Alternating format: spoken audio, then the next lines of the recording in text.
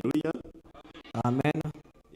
Numwanya Imana tugire neza. It is a time that God has given us Wo kuboneka mu nzu yayo kugira ngo twumve ijambo ryayo. to be in His house and hear His words. Amen. Ijambo ry'Imana ni ryiza. The Word of God is good Ni ibyo kurya kuri twebwe. because it's a food to us. Muri iyi minsi In this time, turi kuganira ku byerekeranye n'icyaha. we are speaking about what a sin is. Ubushize batwigishije iby'icyaha. Last time we were taught a sin, Inkomoko zacyo, the outcome of a sin, uko cyaje mu isi. and how a sin started. Murabizi ko dufite Bibiliya ijambo ry'Imana. You know that we have a Bible, which is the Word of God. Iri jambo ry'Imana And this Word of God, ryitwa Bibiliya which is called the Bible, rigizwe n'ibitabo 66. it consists of about 66 books. Ariko ibyo bitabo byose But in all these books, bitugezaho icyo Imana yavuze. each chapter brings us what God has said. Igitabo gitangira muri Bibiliya The first book that starts the Bible, kitubwira inkomoko y'ibintu byose tubona. it speaks the beginning of everything that we see. Uko ni nako kitubwira inkomoko y'icyaha. And that it says the beginning of a sin as well. Imana yaremye ibintu byose tureba. Because God created everything that He could. Mu byo yaremye umuntu. In His creation, God created a human being. Uwo muntu ijambo ryayo ritubwira ko yamuremye mu ishusho yayo. And the Word of God said that God created that human being out of His own image. Iyo turebye mu gitabo cy'Itangiriro, And when we see Genesis, Imana yamuremye mu ishusho yayo. God created that person out of His own image. Ibyo yabikoze yari imaze kurema ibintu byose. And God did this after He had created everything. Imana yaremye ijuru n'isi, Because God created heaven and earth. irema ibikoko byose byo mu And nyanja, God created all the animals. irema inyamaswa zose zo mu gasozi. God created animals in the sea. And created mammals Irangije on land. ireba muri byose ibona nta na kimwe gisa nayo. And God looked at all He had created. None had the same image as God did. Hariho intare, There was lions. hariho ibisiga, There was hari n'izindi crows. nyamaswa There was other n'ibindi bikururuka. animals. Some that could fly, some that could walk and crawl. Ariko ibyo byose nta na kimwe cyasaga But in all n'Imana. His creation, none of those creation God has created had the same image as God. Nibwo noneho mu ijuru habaye inama. And that's when heaven there was a meeting. Inama hagati y'Imana, Imana igizwe n'ubutatu bwera. There was a meeting between God and His other three counterparts. Ni ukuvuga ngo Imana data iricara, So God the Father sat down. n'Imana umwana umwami Yesu aricara, And God the child, which is just God, sat ndetse down. n'umwuka wera aricara. And God the Holy Spirit that sat down. Baraganira And bagira they ikiganiro. spoke, they had a meeting. Bati tureme umuntu umeze nkatwe. Let's create somebody who looks like us. Ibyo tubibona mu itangira igice cya mbere umurongo wa 26. In Genesis 1, chapter 26, Aho Imana yavuze ngo tureme umuntu when God umeze said, let's nkatwe, create a person that looks usa natwe, out of our own image. ategeka ibiremwa byose, That could command all the animals that were ategeka created. inyamaswa zose That could command all the mammals n'ibisiga, and all the birds that fly in the mbese sky. ibintu byose. That's everything that got created. God wanted someone to command them. Noneho Bibiliya tuvuga ngo Imana irema But says umuntu that mu ishusho then God yayo, created a human being out of His own image. ngo iramurema mu ishusho And yayo. God created him out of His own image. Imaze kumurema, Once God created a person Imana out of His yashatse no own image, gukoresha ikizamu uwo muntu. the God tried to test that person. Izana ibiremwa byose yaremye, God brought all the animals that He had created ibishyira imbere ye, and He brought it before Him. ngaho byita amazina. And He said, please name all of Umuntu them. arahagarara. So that person stood up and Urumva said, umuntu wa mbere waremwe n'Imana the first person created by God, yari umuntu he was original, an original person. umuntu ufite igihagararo He kirekire was cyiza, a unique person with great umuntu ufite character. isura nziza, He had a great image. umuntu ufite ubwenge A buhebuje. person with great wisdom. Uwo yarahagaze So the nk'Imana, person stood like God. ameze nk'Imana. He was like Imana God. yamureba ikishima. God looked at him and God Noneho was igiye happy. kumva uko umuntu agiye kwita So inyamaswa. God told him to name all the animals and the mammals. Imana itambutse inyamaswa, So God brought all the animals. agenda azita amazina uko And he zimeze named them. He named all of them. n'ibisiga nuko abyita And all the gutyo crows and birds, he n'inzoka named zose them. azita All the gutyo snakes for the kind, kandi he named them. byose nta na kimwe cyari kibi cyari kiboneye cyari gikarishye And kijyana all the animals were great. None of them were bitter or had to eat other byari animals. bituje rwose None were predators or prey. kandi They looked nabyo alike. byubahaga umushefu wabyo And they respected that person because they was the byagendaga chef. byegera adamu bikajya They walk urabizi uko inyamaswa and they were zikina very ku bantu close to Adam because they knew who he was. adamu nawe akajya And zikorakora Adam would touch them and pet akajya them. zikorakora And he would pet them. agakora ku ntare He would touch wenda the akajya kurura lions. n'ibisage byayo And areba uko zimeze he would brush the yakinishaga hair. inzoka nazo He would play with snakes. yakinishaga ibiremwa byose He played with all the ntabwo animals. byari bibi nk'uko tubibona ubu Among all the animals, none were predators like noneho now. bibiri iravuga ngo imana But Bible iranezerwa says God is cyane very pleased. imana That irishima God is very cyane happy. yumva iranyuzwe And God was uko yari content. yatekereje kurema ibintu byagenze bityo Because how God did everything, that's how it went. So God noneho was content. iramuhindukira amubwira So God Adamu told and rero. said to Adam, say, Adam, adamu rero say, Adam, hey, irareba iti nagutunganije n'akandi kantu God said, I have created everything possible. naremye umurima nashyizemo imbuto That zose ziryoha I created a garden and I put plants in it. ibyo and tubibona mu fruits. itangira igice cya kabiri umurongo wa 16 kugeza You can see 17 that Genesis chapter 2 verse iti 17 and up. imbuto zirimo z'amoko God said yose I created a garden with all kind of fruits. ziriya And mbuto zose wemerewe all the kuzirya seeds in the garden, you can uzarya eat uko ushaka it. Eat it as you want. ariko hari imbuto utemerewe kuryaho But there's a seed, there's a tree, you should not eat it. iragenda imwereka igiti ati iki giti cyo So ntuzakiryaho God showed Adam that this tree, umunsi don't wakiriyeho eat it. The day you eat on the tree, no gupfa uzapfa you will die. haleluya Amen. imana idufashe May God help us. noneho ngiki cyatumye icyaha kibaho So here is where a sin came to be. ijambo ry'imana ritwereka ko hariho itegeko rituma habaho n'icyaha The word of God said there's a law, and that law made this to be a sin. imana yari imaze kumushyiraho itegeko Because God brought a law before Adam. iryo tegeko ntabwo ryari ukugaragaza ko yanga adamu And that law was not that God hated Adam. imana yari ikeneye no kureba ukuntu adamu akunda God imana wanted to see how akayubaha Adam loves God and how he respected God. noneho ku gice cya gatatu So in chapter 3, tubona nibwo imana yamuremeye umufasha there we see that God created him kugira ngo adamu ye kuba wenyine God created him a partner, a spouse, so that Adam could not be by himself. kandi mu gice cya gatatu And in chapter 3 of Genesis, nibwo n'icyaha kigaragara cyaje there is where sin was born. abantu bamwe bajya bavuga ngo inkuru mbarirano iratuba Men have said that the news I'm telling you is wahari boring. byaba ari byo byatumye umugore acumura kuko ntabwo yari yibereye aho imana yari iri guha adamu itegeko Some say that she was not there when God told Adam the law. twibuke ko imana amuhaye itegeko mu gice cya kabiri When God gave in chapter 2 gave the laws, umugore atararemwa but the wife was not there yet. ariko icyatumye imana ibikora But the reason why God did so, nuko umugabo niwe wari umutware because the husband was like the leader. umutware niwe wagomba kuba umutware So the leader was supposed to be a leader.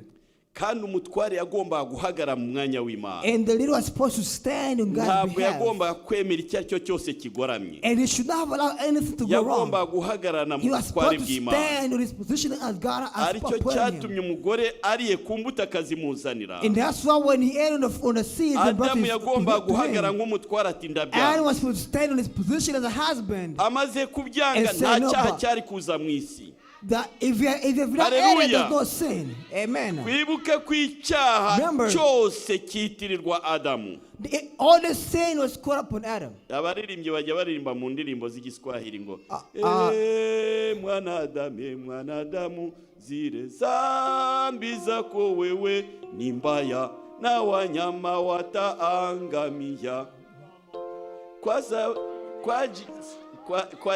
kwa ajili ya ile zambi yako noneho nukuvuga ngo Adamu yagira ngo ndabyanze. If Adam was saying no to Imana life, yavuze because God spoke ngumutware already, mfashe that decision hadn't taken the ntabwo decision, nzirya. he could not have ate it.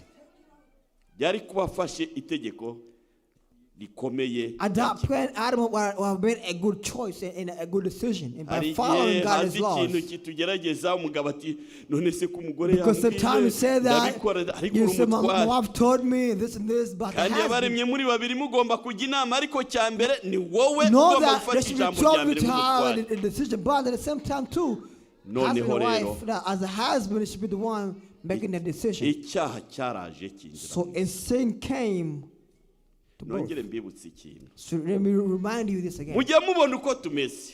You see how we are now. Iyo twuzuye umwuka wera turanezerwa. When we are filled Haleluya. by the Spirit, we are happy. Iyo turi gusenga When we are turanezerwa praying, we are tugahimbaza happy Imana. and we praise God. Iyo turi kuririmba When we are turanezerwa singing, we are tugahimbaza happy and we Imana. praise God. Noneho nimwibaze But wa ask muntu wari yourself, ukiva mu iforomo y'Imana. The person who came from God's own image, Buzuzwaga umunezero they are bihebuje. filled with joy and endless joy. Iyo Imana yazaga kubasura. Because God came to see them. Buzuzwaga umunezero And they are bagasanganira filled Imana with joy and the baririmba. praise to God. Buzuye umunezero They are filled with uhebuje. joy. Ku buryo Imana nayo even God byarayinezezaga. was happy Yari with their imenyereye joy. no kuza kubasura. Because God will come to see them more often. Aricyo cyatumye baguye mu cyaha Imana And that's why yarabimenye. when the comedians sing, God knew. Yaraje. God came. Ireba za ngoma zajyaga zisanganira irazibura. God looked where Za the praise ndirimbo we could find them. zahimbazaga Imana The song zisanganira they were singing praise, irazibura. God couldn't find the song. Ya majwi meza ya The Adamu good na Eva voice that was irayabura. singing, God couldn't find them. Adamu yuzuye ubwoba gusa. God is terrified. Yambaye ubusa.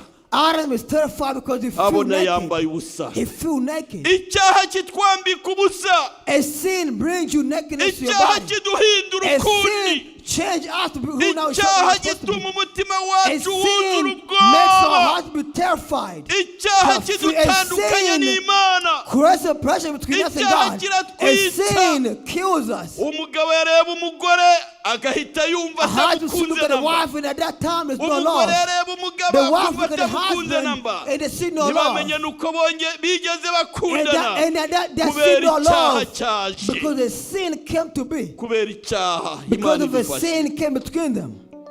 Noneho Imana yo yari imenyereye kubasanga. So God had used to come and Murabizi see iyo them. ducumuye You know that once Imana we commit nitera sins, intambwe kuza God take kutureba. a step to come and see us. Noneho So Imana yari yanabimenye murabyumva. God had already knew. Iza kubasura uko yari So imenyereye. God came to see them as Ije always. kubasura uko yari imenyereye. God came to see them as always. N'ituze rikomeye cyane. Nta kinyeganyega. They see there's no shaking. Wa mugabo aho yajyaga aturuka. The husband should be there. Abona ntiyahaturutse. But the husband couldn't come. Irareba God wapi. looked, there's none. Ni silence iteye It's ubwoba. only a silence of fear. Noneho irahamagara.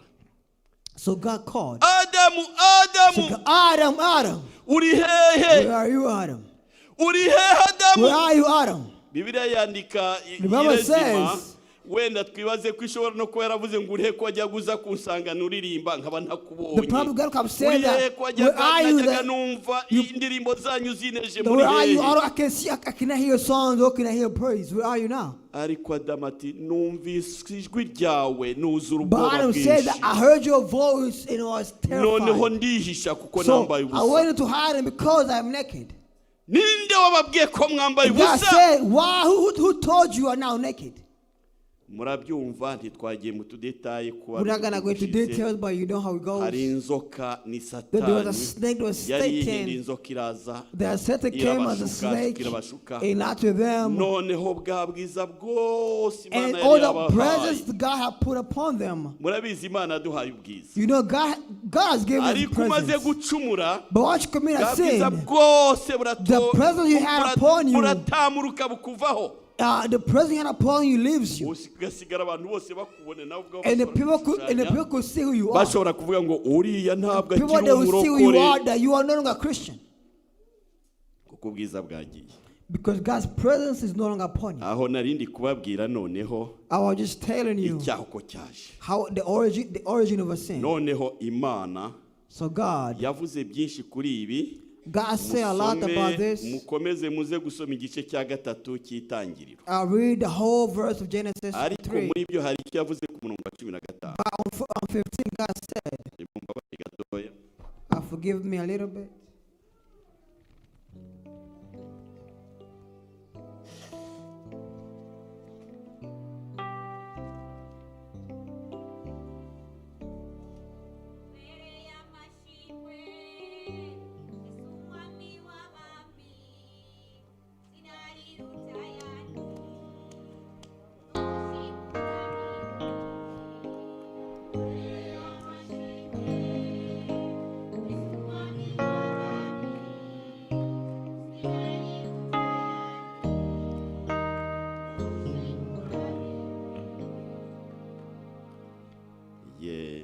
Reka dusome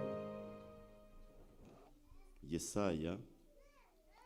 Turasoma ibice bingahe ariko ntabwo tuza kongera gusoma cyane. Yesaya igice cya 53 umurongo wa 4 kugeza wa 8. We're going to read Isaiah 54 verse 4 and to 8.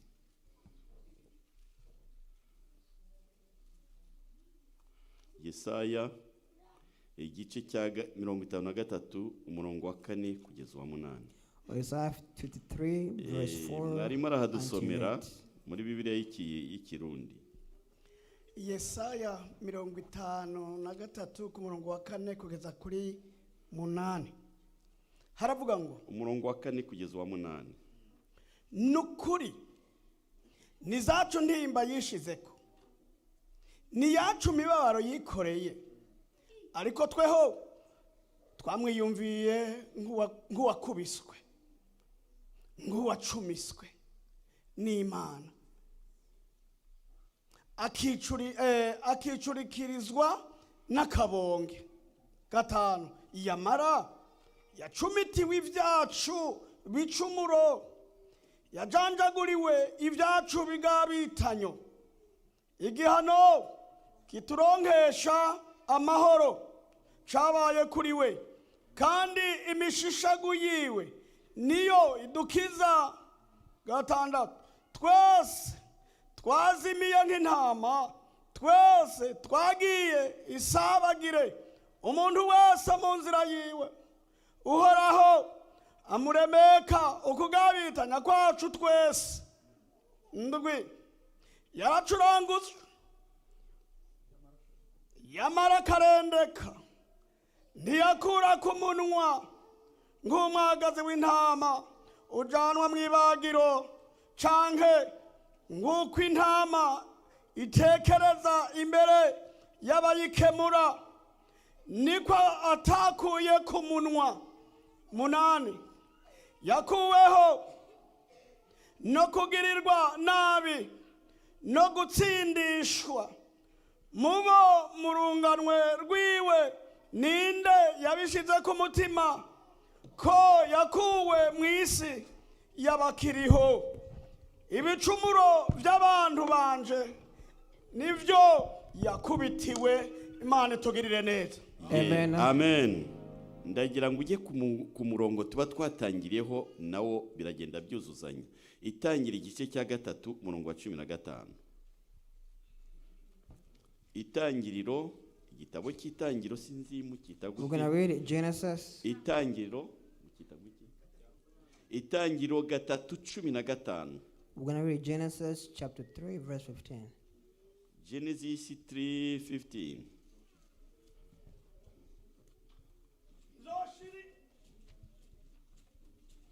Nzoshira inyankane hagati yawe n'uyu mugore, no hagati y'urubyaro rwawe n'urwiwe, ruzogukomeretsa umutwe, nawe uzorukomeretsa igitsinziri. Ndagira ngo umusobanuzi asome uwo murongo. Amen. I'm going to read only Genesis. You can read your own in Isaiah. Again with Genesis chapter 3 verse 15. And I will put my enmity between you and the woman, and between your seed and her seed. He shall bruise your head, and you shall bruise his heel. Amen. Nanone Abakorinto ba 2 5:21. We're going to read 2 Corinthians chapter 5.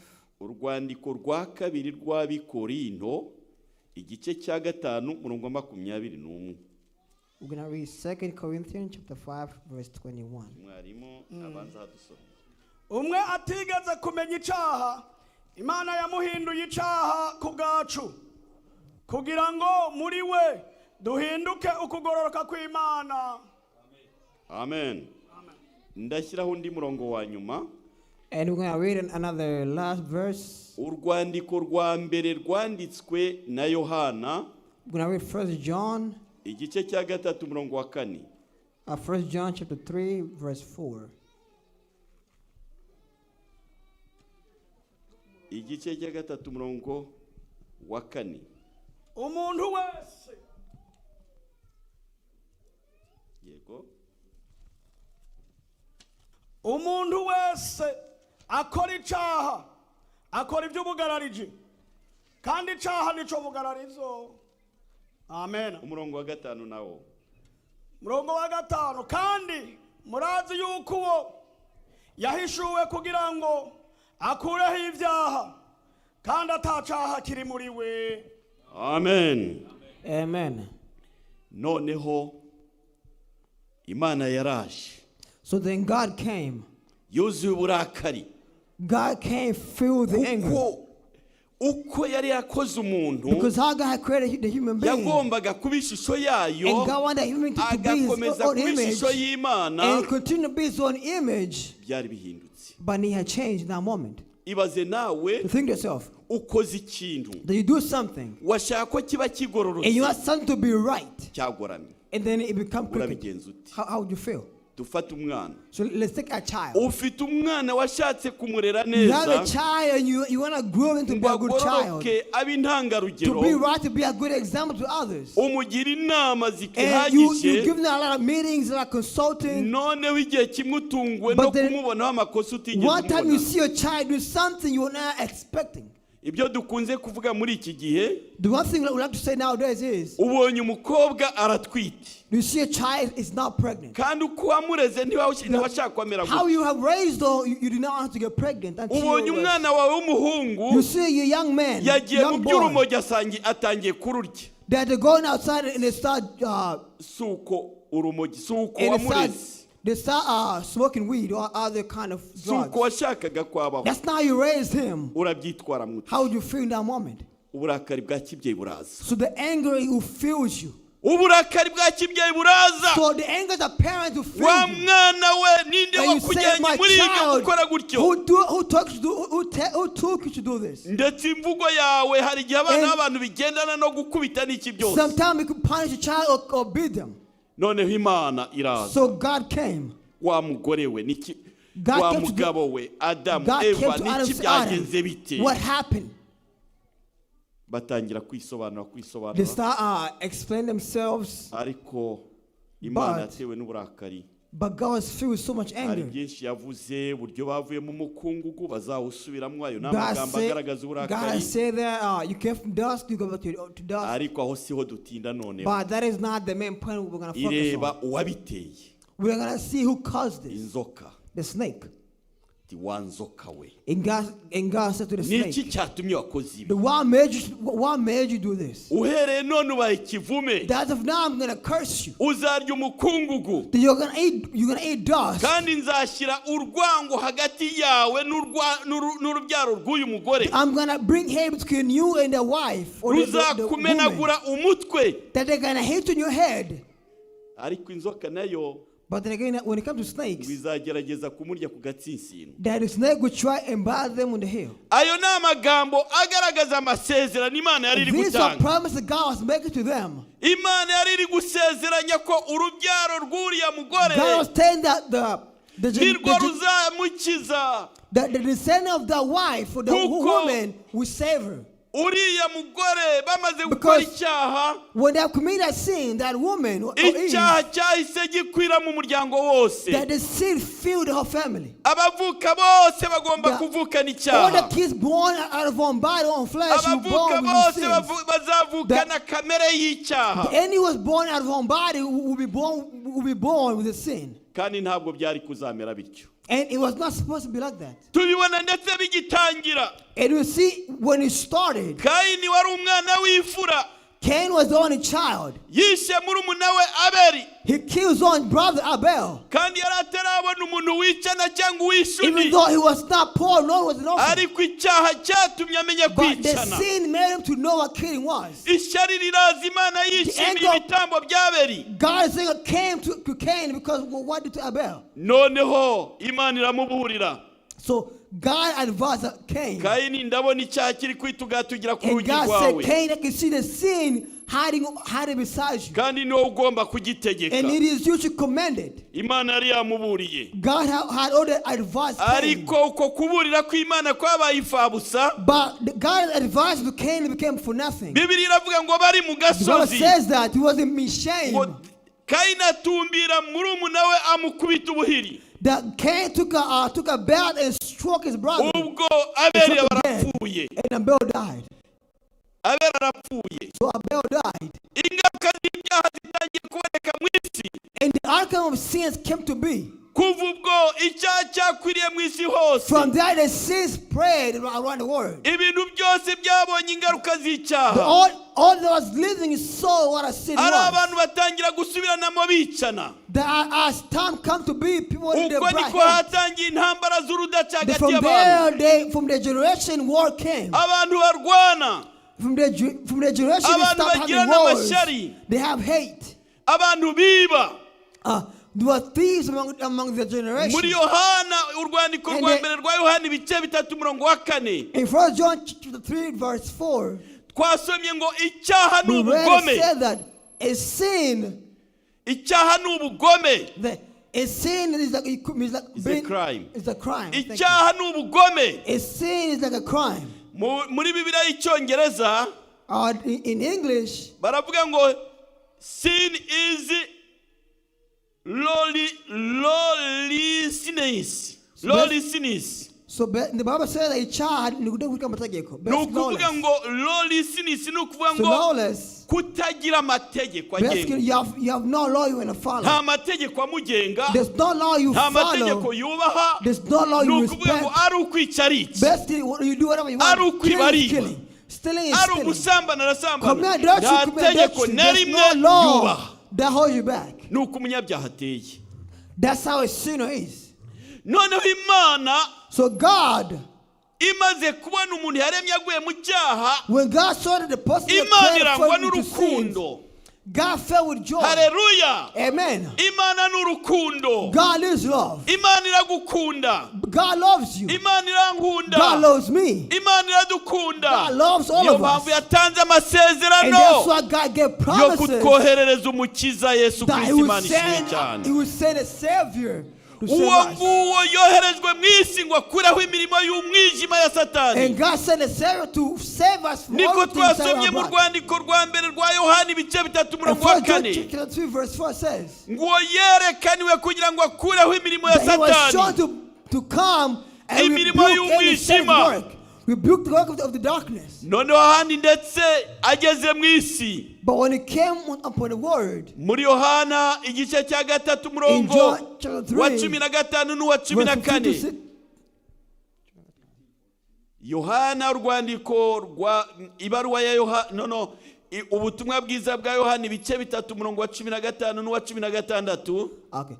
John chapter 3 verse 15 to 16. Yesu aravuga ngo I just quite say, uko Mose yamanitse inzoka ku giti, just like Moses put the snake on the uko tree, niko n'umwana w'umuntu agomba kumanikwa, that is how he should be kugira crucified. ngo uzamureba wese So that akizwa he atarimbuka. will look Haleluya. upon him shall be saved. noneho mu gice ku murongo wa 16 tukavuga ngo And verse 16 says, ngo kuko Imana yakunze abari mu isi cyane because God loved the human beings, ngo byatumye itanga umwana wayo and w'ikinege made God gave his only child, kugira ngo umwizera wese atarimbuka agahabwa ubugingo he who believes buhoraho. in him shall receive everlasting life. Nicyo cyatumye Yesu aza. That's what made Christ come down. Ibyanditswe byera bitubwira ko Yesu yari asanzwe ari mu ijuru. The scripture says that Christ abamarayika baramwubahaga. the angel respected him. abamarayika bose bubahaga The angel Yesu. respected just Christ. kandi Imana yari yaramuhaye icyubahiro cyose. And God had given him the yari authority. afite ubwiza buhebuje. He had presence.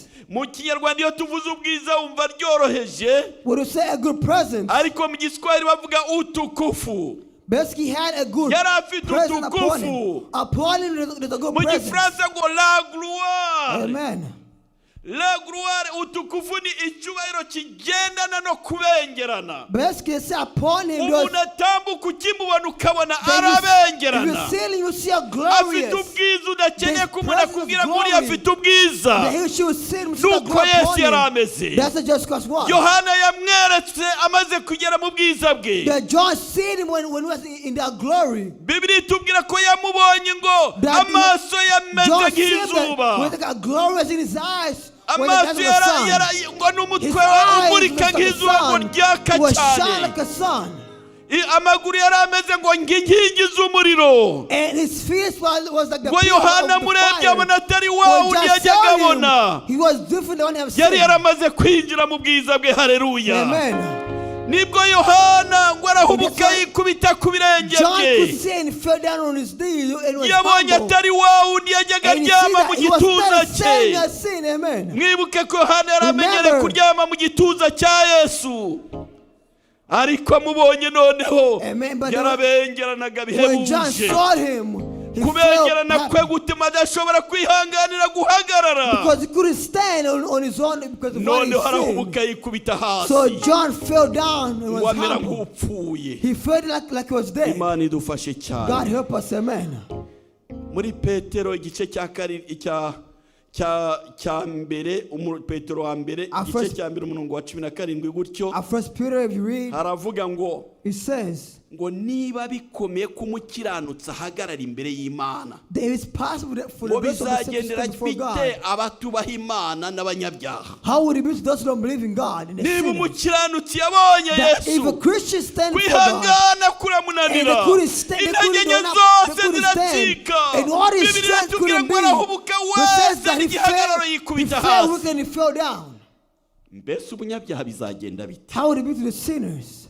ngo niba bikomeye ko umukiranutsi akizwa, If the power ngo could, abatubaha Imana n'abatizera ngo if the umugabane strong could stand before God, how would it be to those who don't believe in God? Imana idufashe. May God help us, amen. Imana idufashe. May God help us, ndagira ngo amen. ubwire mugenzi wawe mwikiranye ngo Tell Yesu friend aragukunda. that just God loves you. bwira mugenzi wawe uti Yesu Tell friend aragukunda. just God Haleluya. loves you, amen. Yesu Just God aradukunda. loves us. nicyo Amen. cyatumye aza hano mu isi. That is what made him to come down. yaje mu isi He came down, asize ubwiza bwe mu ijuru. living his glory in heaven. ngo ntiyatekereje ko icyo cyubahiro ari cyo kugundirwa, niko ijambo They ry'Imana saw that rivuga. the glory he had was not for him. ngo yisiga ubusa, But he left, he came down with nothing. ngo ndetse afata akamero k'umugaragu. And he took the image of a ntabwo ari person. umugaragu uwo ari we wese, ngo ahubwo umugaragu w'imbata. But he took the presence of a ni God. ukuvuga wa mugaragu umwe w'inyuma y'abandi udafite ijambo kwa shebuja. Basically took on like a Nuko dog. Yesu yaje. Basically a dog has nothing. He's Aramanuka. worthless. avuka nk'abandi bana. Thank you. aravuka nk'abandi bana. So he was born like other kids. Like a ararerwa slave, nk'abandi bana. and he was raised like other kids. urumva yanabyawe n'uwamuremye, ahubwo uwo yaremye, excuse, yanabyawe n'uwo yaremye. Basically, he was raised with Mariya the niwe one he wamubyaye. created. Because Mary gave wa birth to undi him. bose bajya bashaka guha ubwami bwo mu ijuru ngo ni umwamikazi wo mu ijuru. And the one that says the king of in the ariko heavens. muribuka Yesu ko yashyizeho But remember, they distance just caused a distance. igaragaza ko ni ubuntu yagiriwe, si uko ari agatangaza. Saying that it was a miracle up to hahandi happen. bari bari kumubwira ngo nyoko na bene so bari kugushaka bari hanze. And when they said that your parents are looking for Yesu you yarahindukiye outside, ngo but just mama said, ninde, cyangwa bene data ni bandi n'abangaba turi kumwe mu ijambo ry'Imana. Haleluya. Amen. Aho yari ari kubwira abantu ngo ntimukajye mwitiranya ab'Imana agiriye ubuntu mubitiranye n'Imana. That do not call your parents that they are God. Nongere babwire ko Mariya yagiriye ubuntu n'Imana. Haleluya. Mary had, kandi mu bazahabwa ibihembo mu ijuru byo gukiranuka na Mariya nawe azahembwa. But those who receive reward to be saved, Mary will be among Mariya ntagomba icyubahiro cy'Imana. But Mary should not receive the same glory as God. Agomba gusengwa Mary should not be respected or given honor. Kumusaba nk'abasaba Imana. We shouldn't worship Mariya her as God. nkatwe. Mary is a human like we are. Icyakora ndamwubaha yabaye igikoresho I respect Mary for what she did. Noneho so yes, Jesus wari Imana aramanuka was nk'abandi. God, but he came down to be born like a human. He was humble. He was born. Yavukiye hehe? He was born where? Muzi aho yavukiye? Do you know where he was born? Mu nzu inka zinyweramwo. He was born where the cows hahandi were winjira fed. ukumva igisogororo kiranuka. It smells. Hahandi winjira ukumva nta Where you kigenda. go, you see nothing. It's not respectable. Nibibazo aho niho yavukiye. There is where he was born. Ariko but ngo nta bantu bari banamwitayeho ngo ariko bidafite ubugingo byo byaramwakiriye. Nobody cared about those who had no power or those who had no honor as the ones who received him. Noneho ijambo ry'Imana riratubwira ngo so the word of God tells or says uwo ngo yaje azanywe mu isi kugira ngo akureho imirimo y'umwijima ya Satani. That he came down to earth to destroy the work of Satan. Yohereje gusenya imirimo y'umwijima ya Satani. He came to destroy the work of Satan, the work of darkness. That is what God is. Ndetse ijambo ry'Imana riratubwira. The word of God tells us ngo Imana that God yamuhinduye icyaha kubera twebwe. God changed to a sin because of us. Kubera iki? Because why? Kumusaraba yikoreye ibyaha by'abantu bose bari mu isi. On the cross he carried all the sins upon us. Ndetse ijambo ry'Imana rikatubwira yuko yageze n'ubwo Imana imuzinukwa. They got the point where even God hated. Imana yaramuzinutswe. Even God cast him out. Mbese yari afite kamera y'icyaha cyari cyamugiye ku mutwe yikoreye ibyaha by'abantu kandi kamera y'Imana inyuranye n'icyaha. Because upon him was carried all the sins. Ijambo ry'Imana riratubwira ngo Uwiteka ni uwera. God is holy. Arera. And God should be holy. Even kwera kwe gutuma adashyikirana n'umunyabyaha. Because if you are holy, you cannot stand the same locations as a sinner. Nicyo cyatumye abantu bamaze kwivumburira Imana babya pasiteri yatwigishije ubushize. And that's why like the preacher last Sunday. Kora na Datani na bagenzi be. Datani and his friends. Bamaze kwivumbura. When they were Imana yumvaga icyaha kinukiye nta byaha by'ibiranga. Byarayinukiye birayinukira. Noneho Imana iti nta kundi bari bakuru udasanzwe. No matter what they would die. Ngo isi irasamiye ikibazo. The word opened itself and swallowed. N'ubu Imana ibyaha byacu bijya birukira. Our sin has meant birayinukira kuba yasumba ngo iri muri isi. to God and Nicyo gituma tujya tubona utumenyetso tugeraho. We see sign happening around the ukabona world. covid iraje ikubise abantu. And it kills people. Ukabona sida iraje ikubise abantu. We see AIDS coming and kills people. Ukabona ikintu runaka kirabaye. Something happened and it Ariko ntibyigisha abantu nibura ngo bamenye impamvu ibiteye. It's not saying it's not written. Niyo bikize bumva n'ubwenge But bwabo. it happened with your knowledge, no. Ariko kubera intore z'Imana ziri mu isi. But because God is iyo zisakuye zikarira Imana. when they cry to God, itanga n'uburyo bwo kubona. when God serves Christ to God, God brings None way. Imana igasa niba ahojeje abandi And abapagani then God saved them. ngaho nibo babikoze ariko ni ubuntu bw'Imana. Haleluya. Amen. Reka mbabwire Let me tell you, Imana igishaka kurimbura isi when God wanted to destroy the ariko hari world, umwe gusa. but there was only one. Yesu Kristo uri imbere y'Imana. That Haleluya. God was before God, ajya agenda akatuvugira. and He go and Muri speak on our Bibiliya behalf. aho icyo gikorwa cyo gushakashaka In the Bible, there's a place. Bibiliya itubwira The Bible says, umugani Yesu yatanze w'umuzabibu. Christ gave Nyir'umurima a yarebye story umuzabibu of a vine tree. ngo noneho abona uwo muzabibu ngo ntabwo wera. And that mentioned the vine tree was not No, no. growing any grape. Aravuga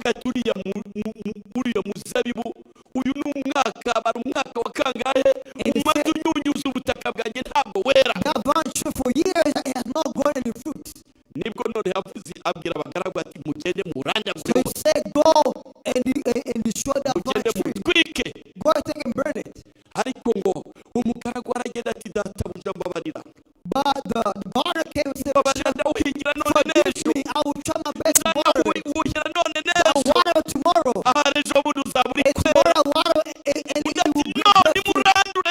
But he said, no, destroy that fire to your burning. But the gardener said, forgive me. And as Christ came to God and said, God sees our sin. God, the killer, the murder, the those who bring gossip, and God sees and sees and God want to destroy the world, want to destroy fire and everything. But just went to God and said, Father, have patience. Patience. Maybe there will be something to forgive me, be patient, forgive me, have patience. A singer said, Amen.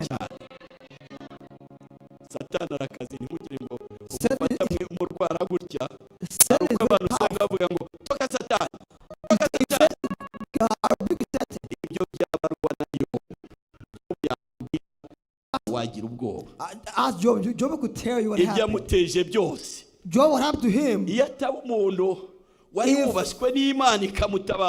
was not for God to save him, Job, what happened to him was to begin it. That's how it is for us. Look how you are in your strength. But Christ is telling you something. Just stay in your position. Just say that. Where for me, I'll do it for you. That get close to me, I'll show you. Get close to me, I'll save you. Hallelujah. Amen.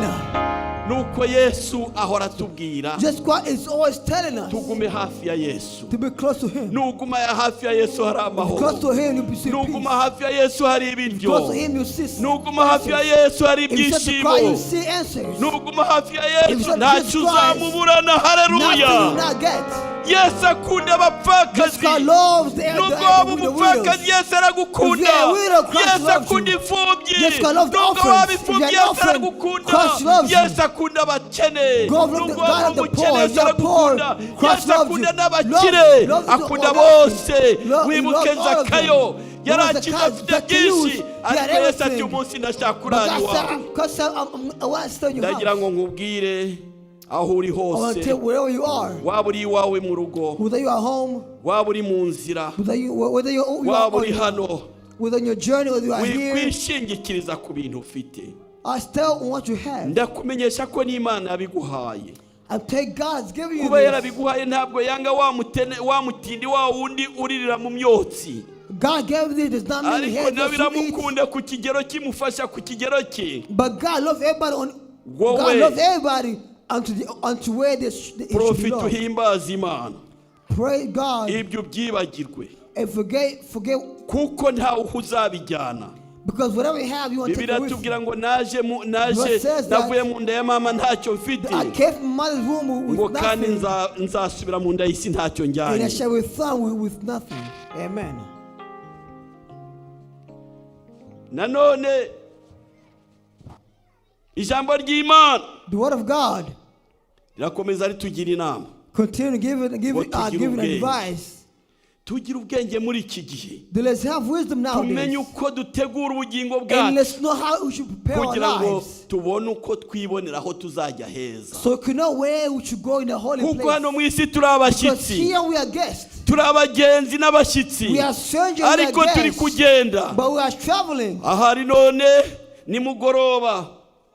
Wagera mu rugo tukumva ngo byarangiye yatashye. Because in the evening we see we are aha rushobora kuburi no mwivatiri twajya kumva ngo nyiranaka byarangiye. You could be somebody who say they have passed. Ariko naryari twakumva ngo byarangiye. But say you are gone. Ariko muri Bibiliya haravuga mu Baheburayo ibice 9:27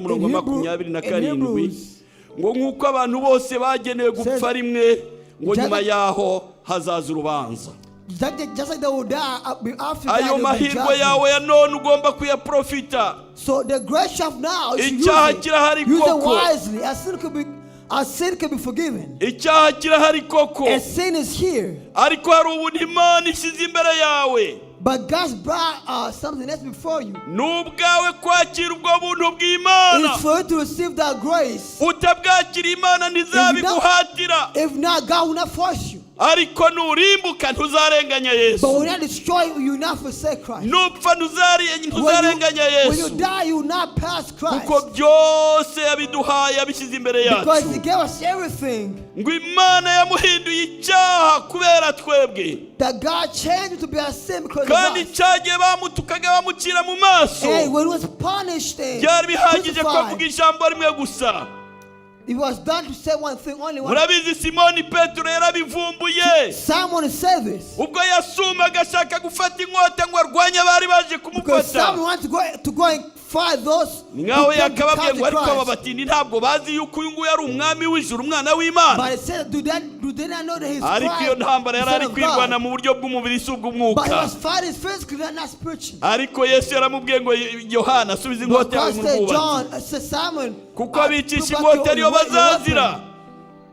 Iyo biba ngombwa ngeneye abantabara nari Because- guhamagaza legio 12 Just z'abamarayika. said, if I need a savior, I would have called upon the God of heaven to come and save me. Ariko cyari igihe cyo kugira ngo Yesu adupfire. But it was time for Christ to die for us. Ubugingo bwe yabutanze So kubwe ntawe bimuhati. he gave His life without being forced. Kuko iyo abishaka yari gukira. Because if you wanted to, it could be Haleluya! saved. Amen.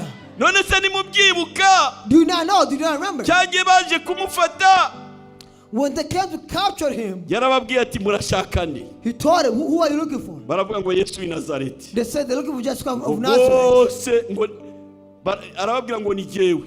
He said it's me. Ngo bose barahubuka bikubita hasi bubamye. That they all fell down. Ijambo rimwe gusa yabakubise He hasi. said it's me. And they all Arongera fell ati down. murashaka nde? And he said, and they said, Yes, who are you why looking for? Nazareth? And he said, Jesus Christ of Okay. Nazareth. It's okay. Ni jyewe ni mu njyana. It is me. Take me. Ariko aba ngaba ni mubihorere. But leave them alone. Byerekana ngo ibyo bakora byose bashyiriweho limite umupaka ntarengwa. Haleluya! Amen. Bashyiriweho umupaka ntarengwa urubibi. That there was a gate between them. Muzi ko Satani utugerageza Do you not burya say nawe atarenza urubibi Imana yamushyiriyeho umupaka Imana yamushyiriyeho limite Imana yamushyiriyeho. To certain time that Haleluya! he can never go the limit Imana yamushyiriyeho urubibi because umupaka. God put a barrier before him. Ti Satani ugenda ukora ariko So he said, go uramenye. and work, but you should not cross Nturenze the aha barrier. ngaha. But never cross Aha this niho barrier. ugarukira. This barrier before you is where you should stop. Ibyo ni ibyerekana urukundo rw'Imana. That shows God's love. Ndagira ngo noneho twibaze. Let's ask ourselves. Mbese uratekereza iki? Question is, what do you look for? Imana iragukunda. Because God loves you. Hari ikintu kimwe tugomba gukora. There's one thing that we need to do, or we Yesu should do. yagiye atwereka byinshi akora ibitangaza hano mu isi. So just what came Ariko down and noneho created miracles. igihe kimwe But one day, yaje gukora illustration, ni ukuvuga igishushanyo gisa n'icyerekana igikorwa yakoze kizajya kibutsa abantu nikibageraho bazajye bibuka ko Yesu hari ibyo ashaka kutubwira. Kandi icyo kimenyetso gihoraho iteka ryose nanone. he came to show a sign that whoever sees him, they will know and understand that who he was and why his purpose was and Yateranije what they need to do. abigishwa ahantu hamwe. So he gathered his servants or his disciples. Akora icyo bita ifunguro ryera. And do what they call a communion. Iryo funguro ryera And ni that inshamake y'ibikorwa bya Yesu. Basically was something, it was the accumulation of what Christ had done. Noneho niki Yesu yakoze yavuze. What did he do and what did he say? Yafashe igikombe aragishimira. He took a cup. Arababwira ngo aya n'umukati birumvikana. Arangije aravuga ngo aya ni amaraso yanjye y'isezerano ava ku bwa benshi ngo bababarirwe ibyaha byabo. He took a cup and said that this is my blood, bled for many to be forgiven of their sins. Na amaraso yanjye ameneka ku bwa benshi. It is my blood bled for many. Nicyo gituma cyagiye ku musaraba w'igiti. And that's why on the cross was crucified. Ibiganza birambuye. When his hand was nta kindi yari opened, gushobora gukora kindi kuvuga ubutumwa kwe kwari kwarangiye. he could do nothing because his work was Ibiganza bye completed. byakirishaga imbabazi His babikubise mu hand was musumari. open of forgiveness. Igisambo cyarahindukiye. So the thief Kiramubwira turned ati Nyagasani and say, nugera mu Savior, bwami bwawe so when uzanyibuke. you go to in the Yesu kingdom, remember arakibwira me. ngo wijya kure uyu munsi uraba uri kumwe nanjye muri paradizo yawe. And he said that, and Christ told him that, ndifuza as ko they are iryo free jambo when you're Yesu there. akubwira uyu munsi. Amen. Ndifuza ko iryo jambo Yesu akubwira uyu munsi. I want that to be the word of God Christ tells you. Ndagira ngo dufate umwanya wo kujya imbere y'Imana. Let's take time to get before Imana God. yakubwiye ibintu bihagije ugomba kuzirikana mu buzima bwawe. It is something that you should Wibuke be ko aware of your Satani life. adashaka ubugingo bwawe. Because Satan wants your life.